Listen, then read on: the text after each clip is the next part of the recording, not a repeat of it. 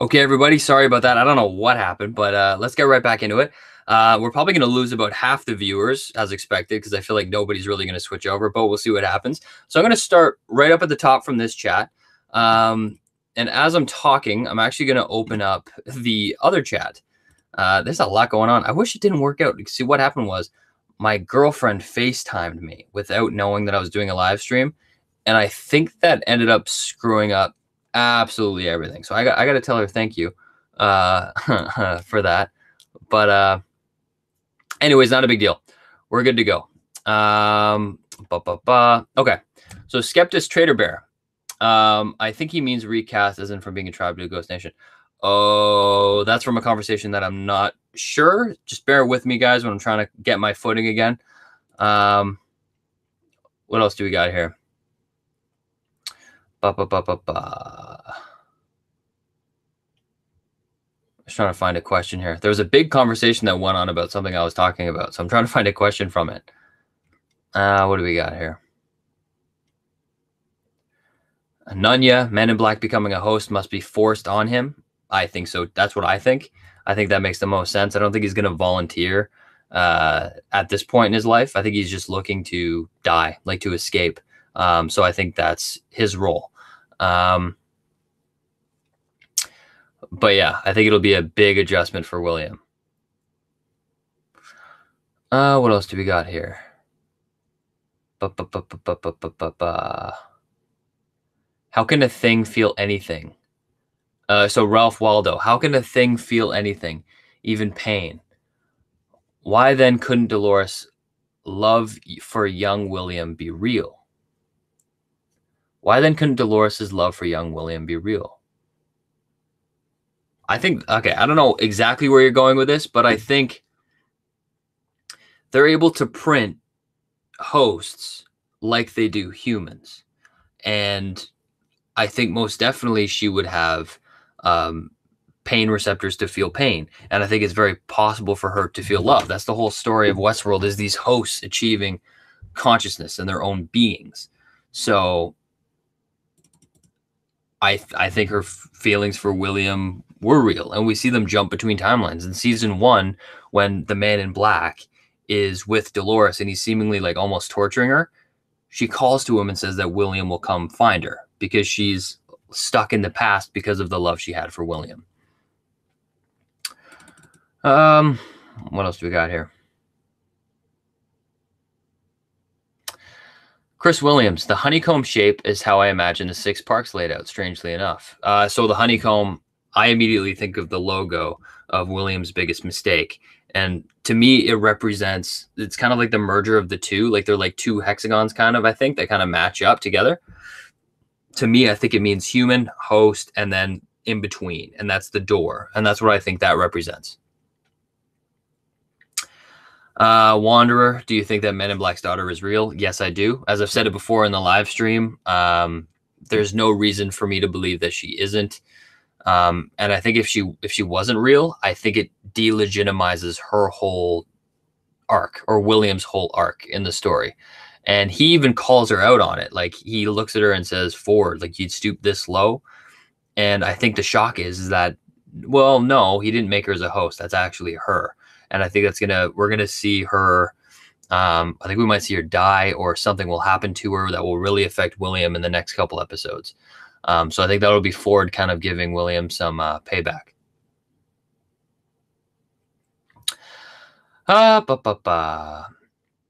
Chris Williams, Key Cheta. Yeah, Key is very specific there.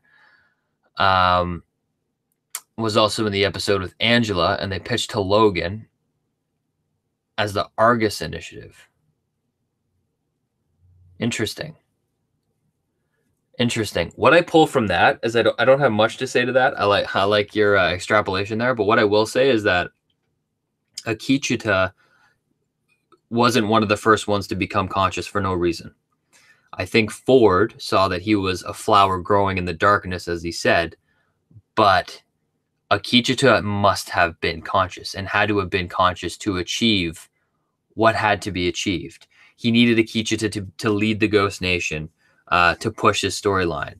And I think he saw that Akihito was on the path and did things to aid him to that path. Like when we see him with his old village people, one of them tells him that I've been hearing from other hosts that our ghosts, our people that are being taken away from us, are down below. And I think that was communication that Ford gave her to say to Akihito to be like, hey, I need to check out sublevel B83. I need to journey beyond death. And I think that's Ford kind of holding the hand in allowing Akihito to find his own inner center. And Ford's done that a lot with many characters, even Dolores, is where you let the path go and you make them walk through it. And that's how Ford helps them achieve consciousness. And he even did that with Maeve, I think. Like if I'm going to argue that Maeve isn't conscious, I would say that since Maeve isn't conscious, we're seeing Ford do that with Maeve. Of course, we had Maeve go back to the shack with her daughter, and she had to confront William, and she had to confront the natives, and that was once again suffering for her to come back to like her roots. And that once again, I think, is Ford laying the groundwork for these hosts so they can achieve who they want to be. And he's doing that with Bernard now. He downloaded himself onto Bernard so he can protect him, because Bernard isn't the type of character to survive. He has too good of a heart. So Ford has taken it upon himself to make sure Bernard gets through that safely. What else do we got here? William Kim. I'm confused with the marble consciousness. That is not the real original character. For example, if Men in Black dies and comes back as young William is just a replica. Yeah, that's where I'm kind of go back and forth on it, and I guess it's a weird distinction between the two. The idea is that it's essentially a carbon copy, an exact copy. But yeah, that's what's it's a philosophical question that you have to ask that I don't know the answer to. If you take me and you copy me exactly for who I am, my mind and everything, and I'm sitting across from him, I'm not in control. Like, that's not me. So what makes it me? Even though that every person who would ever talk to him would believe that it's me, it's really not. So I don't know. But the key here is that James Delos, for example, he was aware that he was in a new body, and he was aware of the whole situation.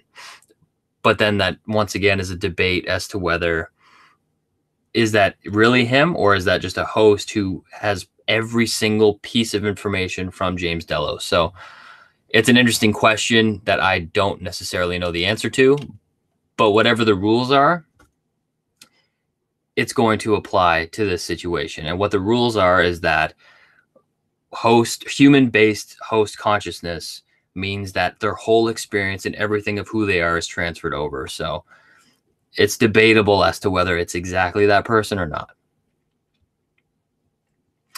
A chrome bird. You really don't think William's goal is to be young with Dolores forever? I think Dolores was the love of his life forever. And I don't think he's looking for it now, but I think it will be forced upon him. Yeah. So I think Dolores ruined his life, because she's all he ever wanted, but he never could get her. So I think now he's going to have that opportunity, but it won't be his choice. He'll be forced into it. And I think next season we'll start seeing the relationship kind of build to where it was. What else do we got? Interesting. William's wedding ring. Why is he still wearing it? Well, okay, I would say he's wearing it because that's his wife, regardless, and she killed herself. So I don't see it out of character for him to be wearing it. 2, where did he go the morning after he woke up? Just after season 1, episode 10. Well, we saw it. He woke up at the gala after the shooting. He buried himself in bodies to protect himself. He walked over to a building and patched himself up. And then he started going on his journey, and he found little Rob Ford, and he told him about the door, and that started William's storyline. Jacob Terry's William's host body going to be young William or present William? I've talked about that. Young William. First of all, production standpoint, you want the younger William, bring Jemmy Simpson in, take Ed Harris out, because it makes more sense plot-wise. And also, it's William returning to where his life started. It's returning back to his roots so he can start again the way he wanted it to be. So I think he's going to be young William. What else do we got here? Ravi Kadambi. I bet the Valley Beyond is a human cradle that is exactly like the real world. The hosts are made from the same technology, and we can go inside this virtual world. I totally agree with you. That's my theory. That's what I think is going to happen. Don Piera, thank you so much for the $5 donation. I really appreciate it. That was very nice of you. How do you think the storyline in season 3 will continue? Great videos. By the way, love from Melbourne, Australia. Well, thank you so much from down under. I really appreciate the $5. It's funny because season 2, this season, I didn't expect it to be as like intricate and as similar to season 1 as I thought. I love that they're pursuing the door, and I love how they're pursuing this new level. So I think that's really interesting. I think they introduced simulations in this. I think season 3, so season 1 focused on the maze, a physical host achieving consciousness. Season 2's focus is the door. And I think that's the human transfer into a host body, immortality. And I think season 3, they could double down on simulation and learning. Ford said that they need to learn more about the humans, and they need to suffer more if they're gonna stand a chance about in defeating the humans. So I think just right now, off the cuff, I think we're gonna be with our characters, our host characters, and I think they're going to be learning, and it's going to be very simulation based, because I'm finding in every new season they're introducing a new topic or concept of technology, of science fiction that can be dived into. So I think simulation could be a good focus, because they're not going to be going into the real world in season 3. There's no way. And I'd be interested to see if they're going to be doing timelines or not. Like season 3, a concept could be them trying to learn about a human. They create him, they follow him, they learn about him. So yeah, I think it'll really focus on learning. But thank you so much for the donation, Don Piera, and I really appreciate the question. It was a really good question. The programmer of video games. Do you think Maeve was hypocritical for attempting to kill William in revenge, despite her saying that she doesn't want to control others? I would say it's more hypocritical that she says that she's offering people freedom, but then she'll kill people against their own will to protect her daughter. And it annoys me when Maeve turns to Dolores and like makes comments about Teddy, like, oh, you justify changing Teddy against his own will because you were programmed to? Well, it's like, well, Maeve preaches freedom and all these things, but she wouldn't hesitate for 2 seconds to control a host and have them kill himself to push her own motivations. So that's where I find Maeve as hypocritical. And that's where it's like, what's right? Where Maeve gives these non-sentient hosts these little decisions of freedom, like she let Akane stay with her daughter, even though she was coded to do that. Is it right for Maeve to do that, or is it right for Dolores to see the bigger picture and force them to do what they're going to do and make them suffer, so in the future they then can be conscious and make their own decisions? So I think that's an interesting thing there. But her killing William, I thought that was somewhat natural. I kind of expected her to do that because he killed her daughter, and it was the most tragic event she ever lived. And I think Ford wanted her to do that and expected her to do that because William is supposed to suffer, and this is his journey of self-discovery, and he has to pay for what he's done. And I think the reason why Ford or William is in rough shape now, and that's why he needs a new body fast, because he's dying. But I think Lawrence and all the gunshots that he experienced, they were non-lethal shots. He was shot in the chest, but the host was Lawrence was programmed to shoot at a certain spot to make sure William lived just long enough for him to achieve the door. And that's Ford's hand in everything, to make sure that William finishes his storyline, because he has to. And we even see that a couple episodes earlier. William is playing this game thinking that he has true stakes. He thinks that he can die at any moment. But we see him like 3 episodes earlier get shot in the neck, and it just bounces off because he wasn't meant to get shot right there. But he was meant to get shot with Maeve and Lawrence, and he was meant to experience that pain. And because I think he needs a new body, and I think he'll be on death row, and then he'll be transferred. So everything is happening for a reason.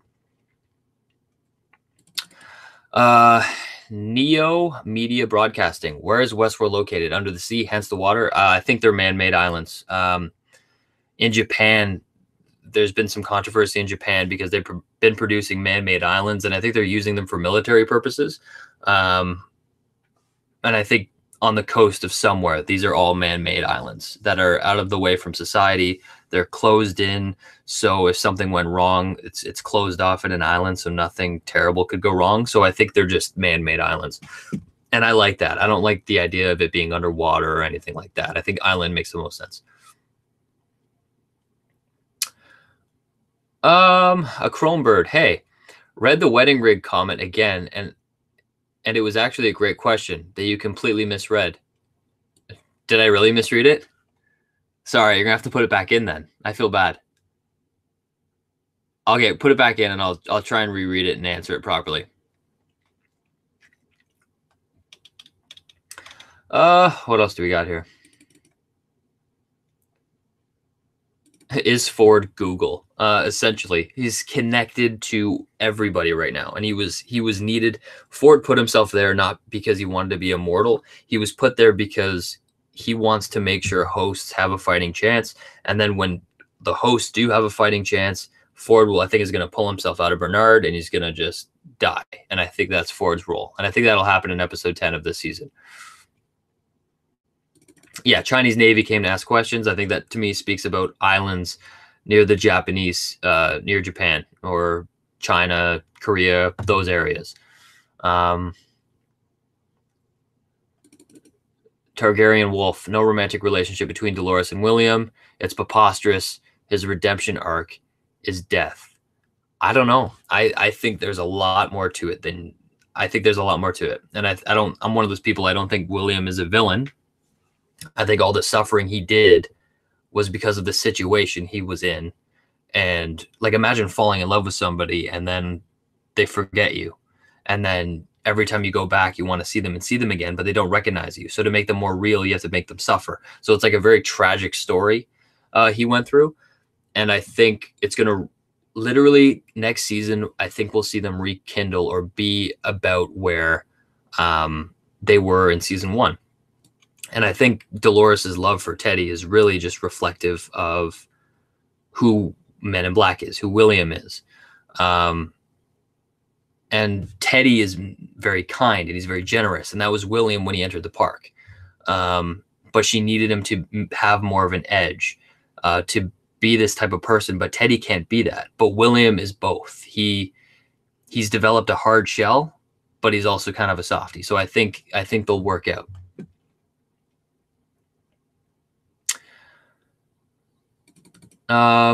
One thing I don't like about this season is the shooting and killing for nothing is a little much. In season 1, everything is based on its purpose. Now, some of them just think as fan service or HBO's stereotype. I don't think it's overdone at all. I think it conveys a message. I think it looks back on history. I think when we see dead hosts being shot at, stood up in a line and shot, it speaks to war. It speaks to in Nazi Germany. It speaks to World War II, all the tragedies that we went through with Hitler and all the shit all the poor Jewish people went through. Like, it was awful. And it's just calling upon that. It's sending a message. And I don't think there's anything wrong with that, because these humans don't see hosts as real. Much like Hitler thought about the Jews, unfortunately. He thought that they were, they were bad luck, they were evil, they were blah, blah, blah, all these things. And I think it's a good way of showing and looking back on our history.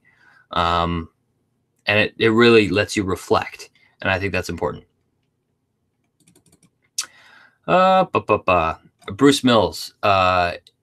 Is the door a real door or a metaphoric door where the host and guest pass into a new world cradle?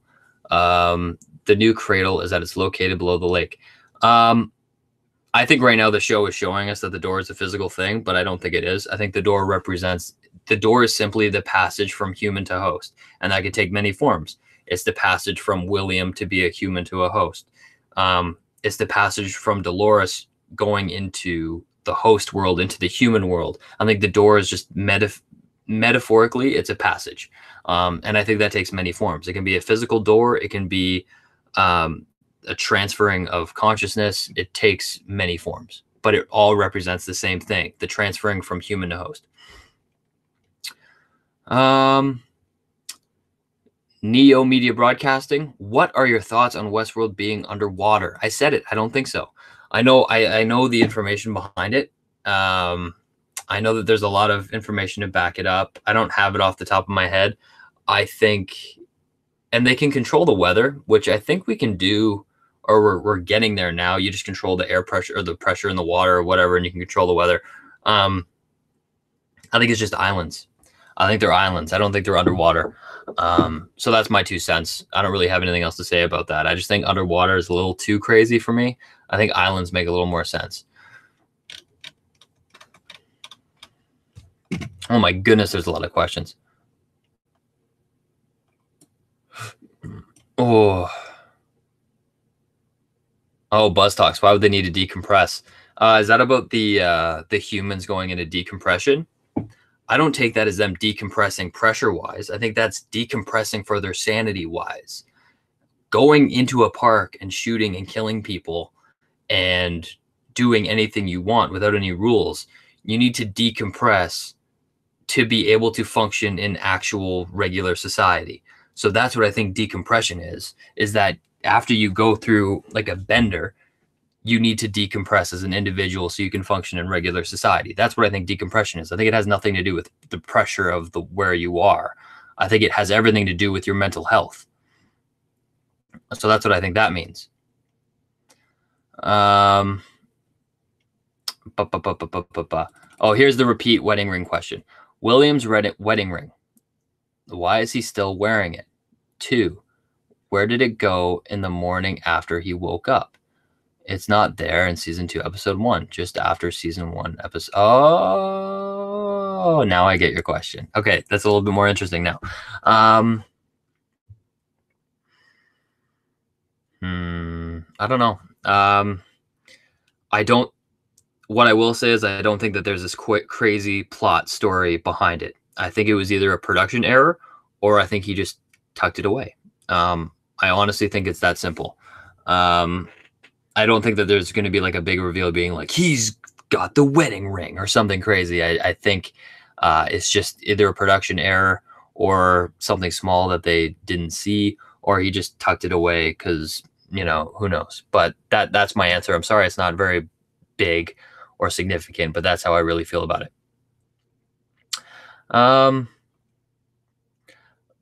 Bilajahi. I'm sorry if I butchered your name. Oh no, my Mac's about to die.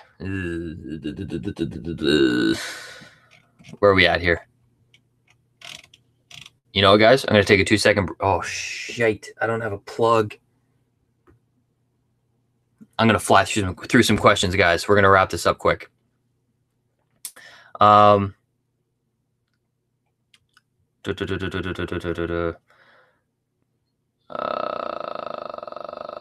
Sorry, guys. I'm going all through this now, all these questions. DNT, based on the finale of season 1, the first episode of season 2, it's been 15 to 16 months, so I think we're going to have to wait that long for season 3. I miscounted it for 2 years. LOL. Okay. Yeah, see, that makes more sense. 1.5 years for season 3. I think it's about the same. They've been greenlit for season 3 already. They have to do writing and pre-production and all that stuff. And then they should be filming next summer or just before next spring.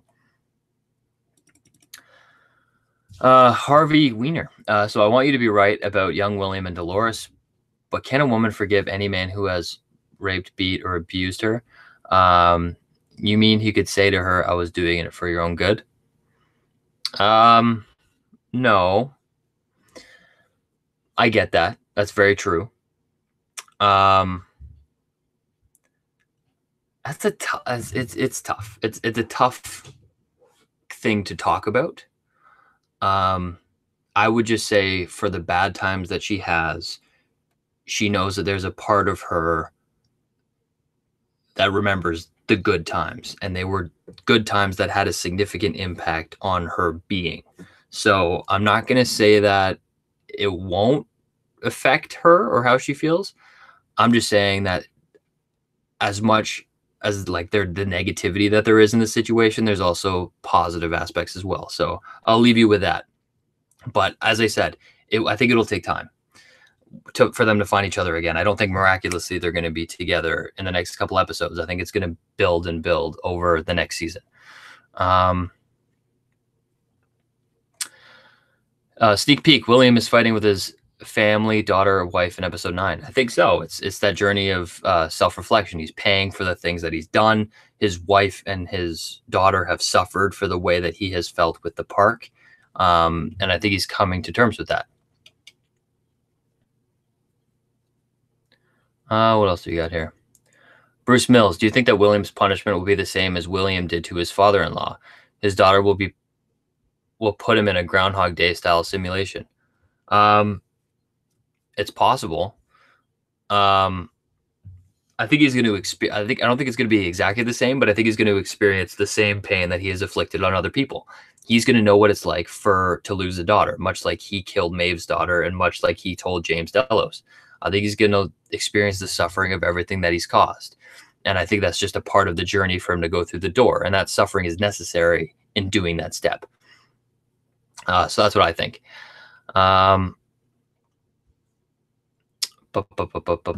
Computer's at 4%. So let's see. Let's see where we go with this. Do you think that Maeve will die? No, I don't. I think she's going to live. I think she's going to be patched up by Ford next episode, or Bernard. We're going to see them patch her up and send her off, and she's going to go to the Ghost Nation, who is pursuing the maze, or not the maze, the Valley Beyond. By the way, if this shuts off, my computer's dead, and it was a great stream. Just want to let you guys know.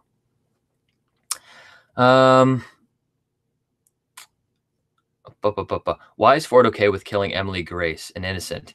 It doesn't matter. To Ford, she is a puzzle piece in achieving what he needs. It's what he said in season 1. He killed Teresa. Why? Because it's the necessary step in acquiring the dominion that he deserves. For him to have what he wants, there needs to be sacrifices, and Grace would be one of those sacrifices.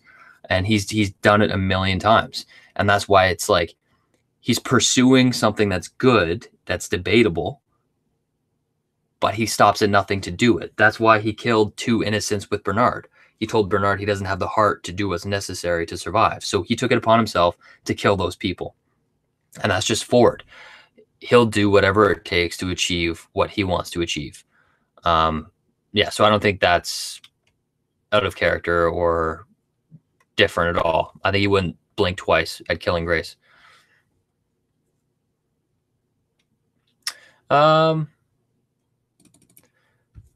3%. You know what? I like this stream. I'm going to quickly get a charger. I'll be back in 2 seconds, and I'm going to move locations. I'll be right back.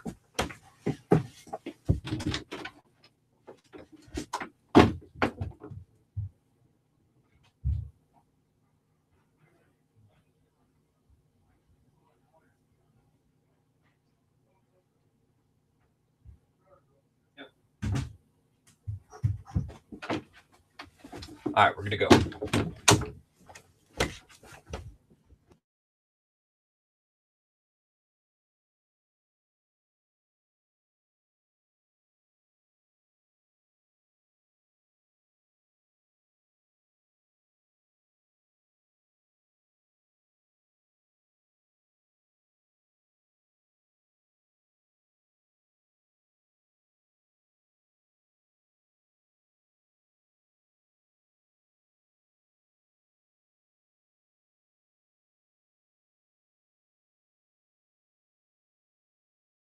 Hello? Hello? All right, perfect.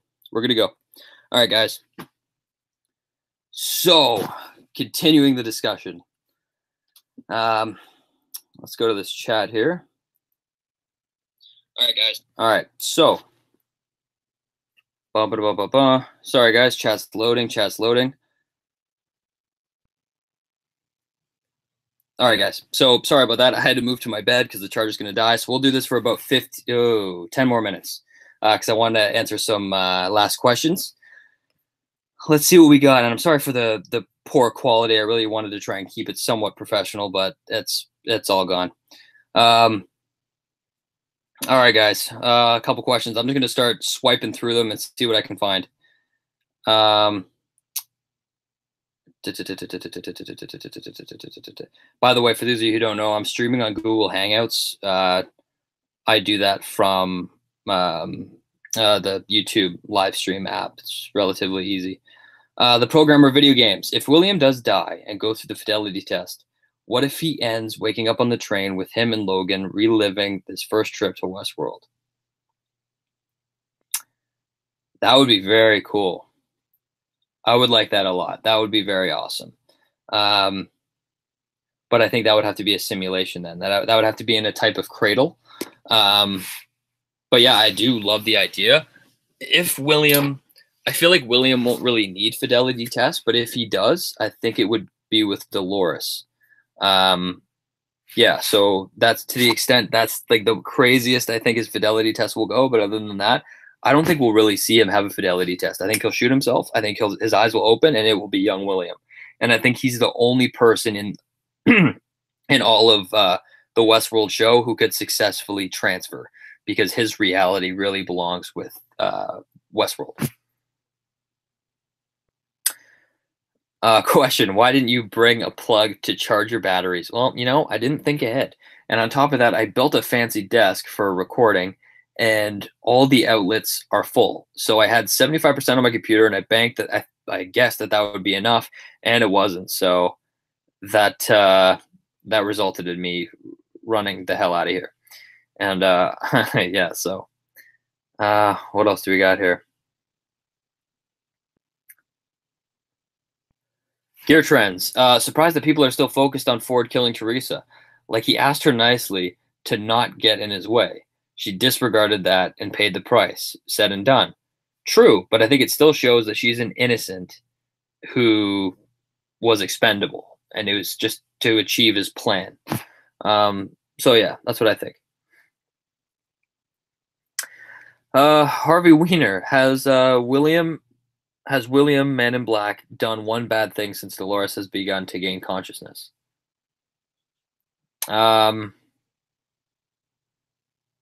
No.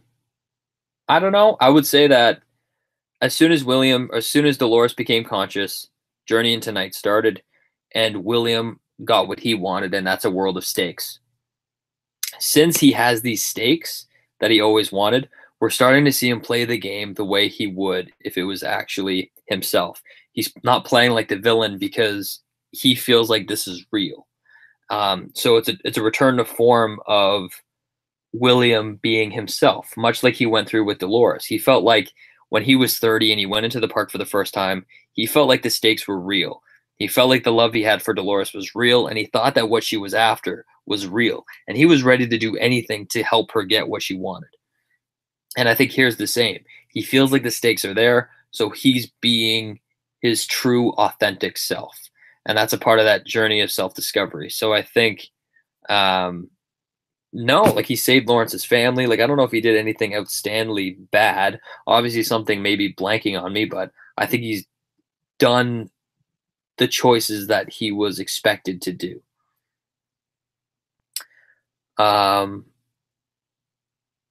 But yeah, if there's no more questions, I think I'm going to wrap it up there. We got 20 minutes until the show airs, so that's really exciting. Okay, I'm just going to quickly talk about final predictions of what I think is going to happen. It seems we always get really focused episodes that have an underlying message. So I believe this one is called Vanishing Point. We had last episode specifically focused on Akichita, and this episode is going to be 100% William. We may get a little bit of Dolores, but I think we're really going to focus in on William and his past and what he's done. And I think it's going to be him coming to terms with that. I think the gala and everything that we see of him at this convention or party, I think it's him going to be looking back on who he was, who the man he's become, and it's him coming to terms with that. I think we're going to see William jump back and forth from his memories to the situation he's in. And I think Grace isn't going to take him to safety. I think she's going to try and take him to his biggest mistake or something along those lines. Or regardless, I think they're going to get caught up in a situation because I think William is near his deathbed and it's all a part of Ford's story. I think he might die this episode. He might kill himself this episode. And if he would, I wouldn't be surprised. And that would be the reveal of him doing the transfer. So yeah, so really out there guesses, Grace is going to die. It's going to push William to potentially kill himself or try to kill himself. And I think that's going to be William's journey of self-discovery, which is going to be a huge focus on this episode. And I think William, we've seen him confront every being that he's affected except for Dolores. So I think we'll see them come together in episode 10, and he'll confront that side of himself. So maybe he won't die this episode because he needs to confront Dolores to finish that journey of self-discovery of finding the door. So yeah, with Dolores, I'm interested in seeing her interactions with the Ghost Nation, because we know that Akichita is like such a good person.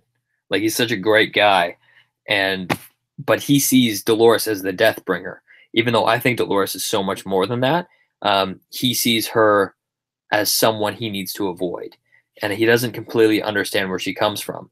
And I think that's because Akichita is about teaching everyone to become conscious, whereas Dolores, her sole focus right now is to defeat the humans so they're safe, or to try and help force her people to consciousness. So it's interesting to see them fight, because I think we're going to see Dolores start shooting at his men.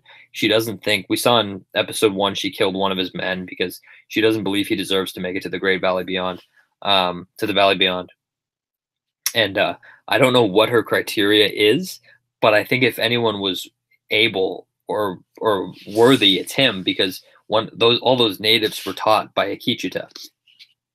So I think we're going to learn that Akichita seems to have an underlying human support, and I think Dolores doesn't support that. So I think we're going to see two conscious beings have differences in opinion in politics and how to treat humans. But I'm not sure. It seems like all these hosts are in it together, so it seems counterproductive for them to kill each other. So I'm really excited to see their interaction. But with that's the one part of the story where I'm really unsure is how they're going to handle Akichita and Dolores, because they're going to have a very interesting relationship. But yeah, those are the main things that I think we can expect. Harvey Wiener, what do you think are the odds that absolutely no one except the writers and showrunners have to figure out what's going on to happen?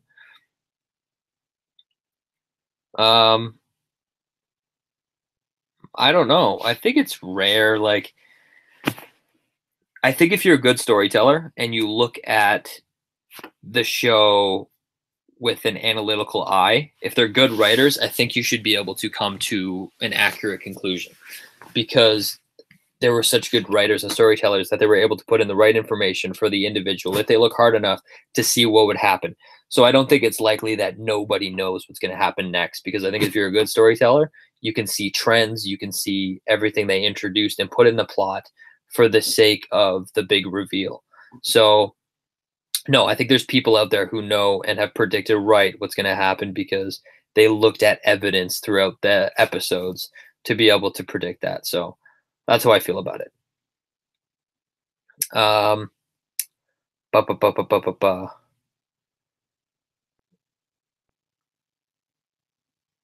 they've bled viewers. They have to shed Harris and Hopkins both. They are okay. So Anthony Hopkins and Ed Harris, they are the prestigious actors that bring people into watching the show. And I do think their time is wrapping up. And that's why I think one of the reasons why I think Ed Harris is going to be transferred to a young Jemmy Simpson, because to me that makes sense. But cast wise, money wise, I think they're doing okay. I think Anthony Hopkins was used because he was a big name in the first season, but the show did so well. HBO is the type of company who likes investing in their IP because they don't really know how much money they make off Westworld or HBO or Game of Thrones.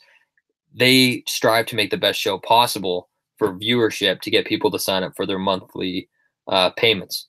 So I think they have a little bit of a different business plan. But anyways, yeah, I do think though, however, that they're going to start phasing out the old actors and bring in the new. But yeah, I think that's it for today. We're starting the show in 10 minutes, so that's really exciting.